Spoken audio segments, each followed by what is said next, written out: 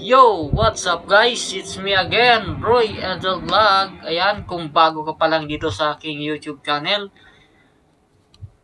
paki-subscribe mo naman ang aking YouTube channel at pindutin mo na rin yung kampana dyan para being updated ka pa sa mga susunod ko pang mga video.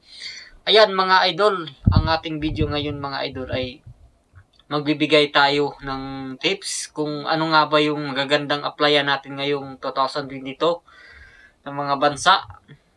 Ayan, kung ikaw ay may balak ka ngayon na mag-apply, di mo alam kung saan maganda mag-apply ngayon sa ibang bansa. Ayan mga idol, ano nga ba yung magagandang bansa na pwede nating applyan ngayong 2022 mga idol, lalong-lalo na pag natapos na tong pandemic. Ayan mga idol, ano nga ba yung magaganda? Taiwan ba? South Korea, Japan, at kay Saudi. Ayan mga idol, ano nga ba yung magagandang applyan mga idol na pwede nating applyan mga idol? Ayan mga idol, ang akin pong i-recommend sa inyo mga idol kung may bala kayo na mag-apply or pa-apply ka pa lang. Ayan mga idol, lalong-lalo na ngayon sa Pilipinas mga idol ay mahirap talaga ngayon doon sa Pilipinas dahil sa itong nangyayari sa ating mundo ngayon mga idol, yung pandemic. Kaya marami ngayong mga tao na walang trabaho, nawalan ng trabaho at hindi pa yung iba din hindi pa nakapag-apply. Kaya ano nga ba yung magagandang applyan natin ngayong 2022 mga idol? Ayan, kung interesado ka sa video na to mga idol ay panoorin mo hanggang dulo para may ideya ka mga idol kung ano nga ba yung mga bansa na magagandang applyan mga idol. Ayan, mga idol, ang akin pong i-recommend sa inyo mga magandang applyan mga idol ay itong bansang Japan mga idol. Dahil ang Japan ay kakaiba na noong mga nakaraang mga taon. Dahil noong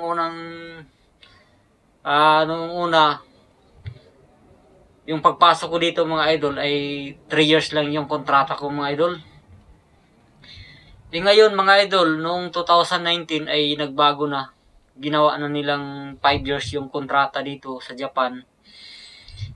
Matapos mo yung 3 years, may additional ka na 2 years, kaya naging 5 years yan mga idol. Kaya kailangan mo ipasa yung 3 years na yan mga idol para continue ka doon sa 5 years na sinasabi nila mga idol. Ayan din ang na-experience ko dito mga idol ay nung natapos ko na yung aking kontrata na 3 years ay sinabihan ako ng aking amo na yung amo ko dito na kung gusto ko pa daw magtrabaho ng another 5 years. Ang kagandahan doon sa akin mga idol ay hindi lang 2 years yung binigay sa akin idol, ay binigyan ako ng aking kumpanya ng 5 years. Kaya ang aking kontrata lahat dito mga idol ay naging 8 years na ako, maging 8 years na yung kontrata ko dito mga idol kasi natapos ko na yung 3 years. Kaya mga idol, ang maganda talaga applyan ngayon ang Japan mga idol dahil bukod sa kulang ngayon ang tao mga idol dahil lahat talaga ngayon ng kumpanya dito sa Japan mga idol ay nagka-hiring sila ng tao. Dahil sa kulang ng tao dito ngayon mga idol, lalong-lalo na dito sa aming kaisya ay kulang talaga yung tao mga idol. Kaya kailangan nila ng mga tao mga idol. Kaya kung ikaw ngayon nasa Pilipinas ay dapat wag mong sayangin yung oras mga idol. Maghanap ka ng ma-applyan mo dyan sa Pilipinas na papunta dito sa Japan. At kung mga idol, kailangan mo talaga magsipag maghanap ng agency mga idol dahil ngayon napaka-hiring talaga mga ngayon idol. Dahil ang Japan, lalong-lalo na mga idol ay pagkatapos ng pandemic na to, pag pwede na pumasok yung mga trainee dito, ayan, marami talaga silang kunin na tao mga idol. Kaya kung ikaw ngayon ay may balak ka mag-apply, ayan, simulan mo na mag-apply mga idol dahil pag mag-apply ka dito sa Japan, hindi naman basta-basta agad na makaalis ka, kailangan mo pa rin mag-aral ng Nihongo.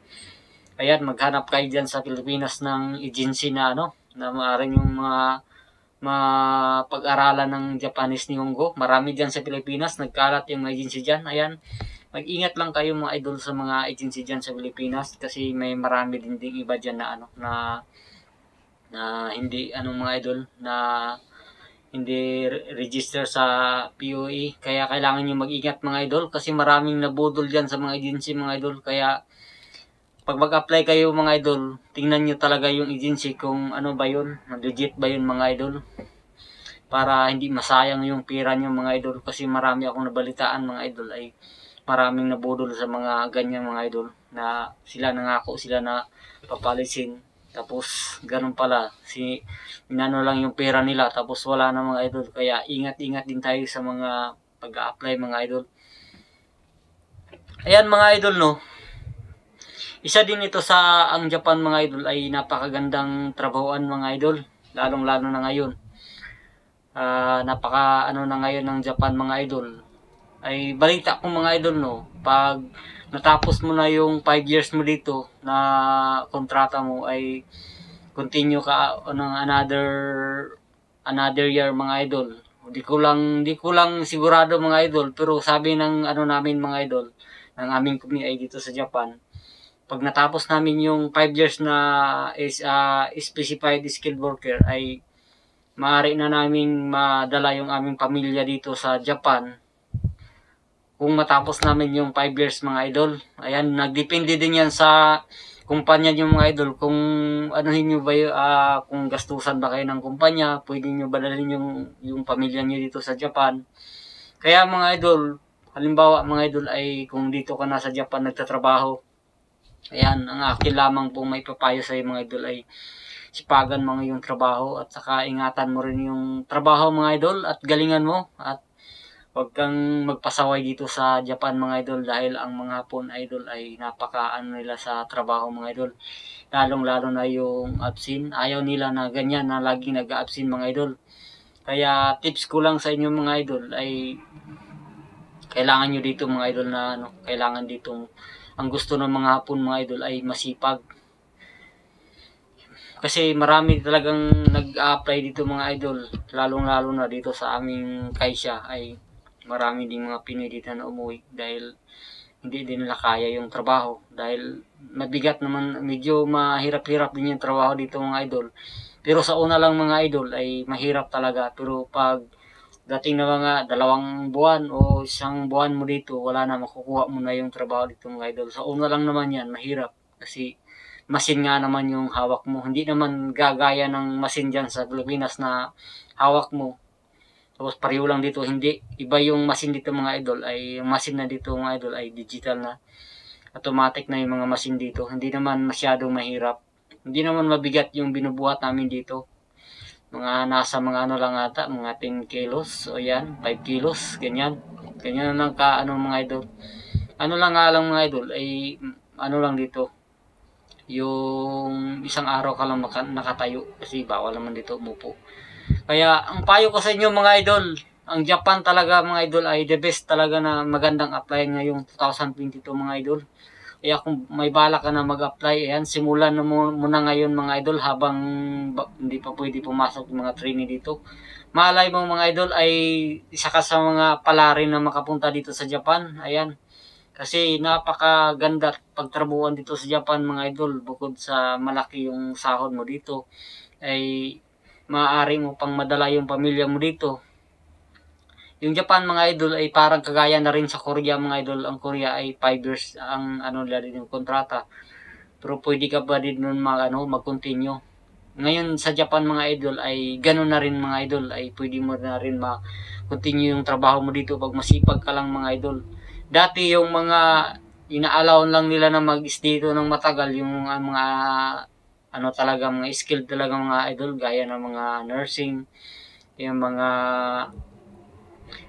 teacher mga idol. Ayan, yun ang mga allow nila ngayon. Noong unang panahon mga idol. Pero ngayon yung mga trainee pwede na mga idol.